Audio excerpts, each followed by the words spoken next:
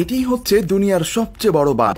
এই বাঁধ এতই বড় যে এটি পৃথিবীর ঘূর্ণন গতিকে কিছুটা ধীর করে দিয়েছে। এর ফলে দিনের দৈর্ঘ্য বেড়ে গেছে 0.06 মাইক্রোসেকেন্ড। এমনকি শোনা যায় এই বাঁধের কারণে আশেপাশের এলাকায় ভূমিকম্পের পরিমাণও বৃদ্ধি পেয়েছে। বাঁধটির নাম থ্রি গর্জেস ড্যাম। তিব্বতের তাঙ্গুলা পর্বতমালার বরফ গলা পানি থেকে জন্ম নিয়েছে চীনের তথা এশিয়ার সবচেয়ে বড় নদী। পশ্চিমারা একে ইয়াংসি নামে ডাকে, যার অর্থ সমুদ্রের সন্তান। নীল নদ ও অ্যামাজন নদীর পর এটি বিশ্বের তৃতীয় দীর্ঘতম নদী।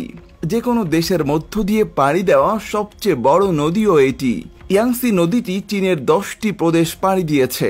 উঁচু মালভূমি থেকে শুরু করে নিম্নভূমি দিয়েও প্রবাহিত হয়েছে এটি।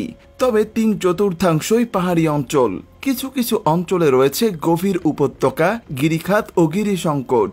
নদীর মাঝামাঝি অংশে আছে 3 গিরিসংকট, কিউট্যাং, উ এবং শিলিংশিয়া। এই শিলিং গিরিসংকটে নির্মাণ করা হয়েছে থ্রি গর্জেস ড্যাম বা 3 গিরিসংকটের বাঁধ ও বিদ্যুৎ উৎপাদন কেন্দ্র।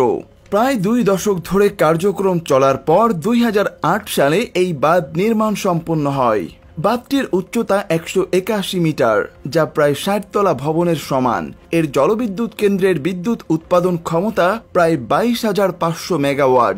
বিদ্যুৎ উৎপাদন ক্ষমতার দিক দিয়ে এটি বিশ্বের বৃহত্তম জলবিদ্যুৎ বাঁধ, যা ব্রাজিলের ইতাইপু বাঁধকে ছাড়িয়ে গিয়েছে। নাসার তথ্য মতে এই বাঁধ মানবসৃষ্ট স্থাপনাগুলোর একটি, যা মহাকাশ থেকে খালি চোখে দেখা যায়। চীনের মহাপ্রাচীরের পর এটি তাদের সবচেয়ে বড় স্থাপনা। তবে এ নিয়ে চীনাদের ভোগান্তির পরিমাণও কম নয়।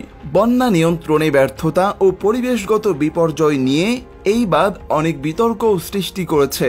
বাঁধের বৃহৎ জলাধার নির্মাণের জন্য ইয়াংসি নদীর তীরবর্তী প্রায় 14 লাখ লোককে সরে যেতে হয়েছে। এদের বেশিরভাগই ছিল গরিব কৃষক ও জেলে। তাদের বাসস্থান ও কৃষিজমি ডুবিয়ে দেওয়া হয়েছে। এতে 114টি শহর ও 1680টি গ্রাম হারিয়ে গেছে।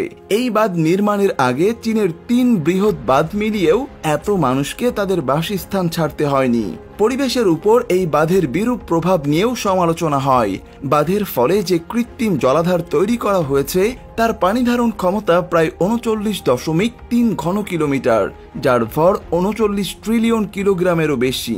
এই বিপুল পরিমাণ পানি সমুদ্র পৃষ্ঠ থেকে 175 মিটার উচ্চতায় থাকার ফলে এর প্রভাব গিয়ে পৃথিবীর ঘূর্ণন গতিতেও পড়ে। জলাধার নির্মাণের পর সেখানে ভূমিকম্পও বেড়ে গেছে। জলাধার নির্মাণের পরবর্তী 6 বছরে সেখানে ভূমিকম্প হয়েছে 3429 বার। এই বাঁধের কারণে চীনের প্রত্নতাত্ত্বিক নিদর্শনগুলোও হারিয়ে গেছে। ধারণা করা হয় এখানে বাঁধের পানিতে তলিয়ে গেছে প্রায় 1300 প্রত্নতাত্ত্বিক নিদর্শন স্থান। ফলে এই অঞ্চলের প্রাগৈতিহাসিক যুগের মানুষের জীবনধারা সম্পর্কে গবেষণা করাও সম্ভব হবে না।